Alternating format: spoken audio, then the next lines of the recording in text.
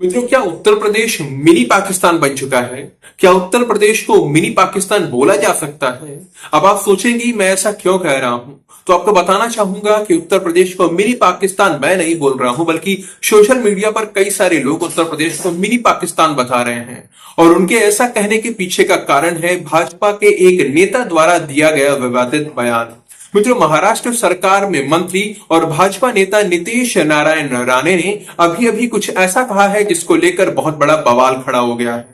पुणे के अंदर आयोजित एक सभा में नीतीश राणे ने केरल की तुलना मिनी पाकिस्तान से करते हुए कहा कि केरल मिनी पाकिस्तान बन चुका है, इसीलिए राहुल और उनकी बहन वहां से चुनाव जीत चाहते हैं। वो लोग आतंकियों का साथ लेकर सांसद बनते हैं। अब जैसे ही नीतीश के इस बयान का वीडियो वायरल हुआ, लोग अलग अलग तरह की प्रतिक्रियाएं देने लगे। सारे लोगों ने नीतीश के इस बयान की तीखी आलोचना की। हालांकि कुछ लोग ऐसे भी हैं जो तर्कों के आधार पर उनका पूरा पूरा समर्थन भी कर रहे हैं। मित्रों, नीतीश की आलोचना करते हुए कई लोगों ने सबसे पहले उत्तर प्रदेश को मिनी पाकिस्तान बता दिया, क्योंकि नीतीश ने कहा था कि राहुल और उनकी बहन केरल से सांसद बने हैं और ऐसा इसलिए हो पाया है क्योंकि केरल मिनी पाकिस्तान बन चुका है। तो लोगों का कहना है कि इस हिसाब से उत्तर प्रदेश भी मिनी पाकिस्तान हुआ, क्योंकि राहुल गांधी का पूरा खानदान उत्तर प्रदेश के रायबरेली और अमेठी से ही लगातार चुनाव जीतता रहा है। रायबरेली अमेठी गांधी परिवार का गढ़ माने जाते हैं। हालांकि 2019 के लोकसभा चुनाव में उत्तर प्रदेश से गांधी परिवार का सफाया हो गया था, लेकिन 2024 के लोकसभा चुनाव में राहुल गांधी फिर से उत्तर प्रदेश से ही सांसद चुने गए।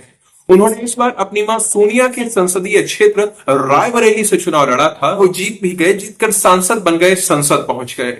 इसीलिए लोग कह रहे हैं कि राहुल और प्रियंका के केरल से चुनाव जीतने पर अगर वो मिनी पाकिस्तान है तो फिर उत्तर प्रदेश भी मिनी पाकिस्तान की ही श्रेणी में आता है। मुझे इसके साथ ही पूरा विपक्ष नीतीश राणे पर हमलावर हो चुका है। कई विपक्षी नेता अलग अलग तरह से नीतीश राणे की आलोचना कर रहे हैं। खुद केरल के मुख्यमंत्री पिनराई विजयन ने भी नीतीश की आलोचना की है। साथ ही साथ उन्होंने आरएसएस की भी आलोचना की है। बवाल बढ़ता हुआ देखकर नीतीश राणे की ओर से भी अपने बयान पर स्पष्टीकरण दिया गया है, सफाई दी गई है। उन्होंने कहा, केरल हमारे देश का हिस्सा है, अभिन्न अंग है, पर वहां हिंदुओं की जनसंख्या बड़ी तेजी से घटती जा रही है। हिंदुओं की घटती आबादी के बारे में हर किसी को चिंता करनी चाहिए। वहां हिंदुओं का ईसाई और मुस्लिम संप्रदाय में धर्मांतरण होना प्रतिदिन की बात हो चुकी है। लव जिहाद के मामले भी बढ़ते जा रहे हैं। इन्हीं सबको देखते हुए मैंने केरल की इस स्थिति की तुलना पाकिस्तान के साथ की थी, क्योंकि पाकिस्तान में भी हिंदुओं के साथ यही सब होता आया है और यही सब हो रहा है। वही अगर भारत में भी होने लगेगा तो ये चिंता वाली बात है। उन्होंने राहुल और प्रियंका के केरल से चुनाव जीतने को लेकर भी अपनी बात रखी। उन्होंने कहा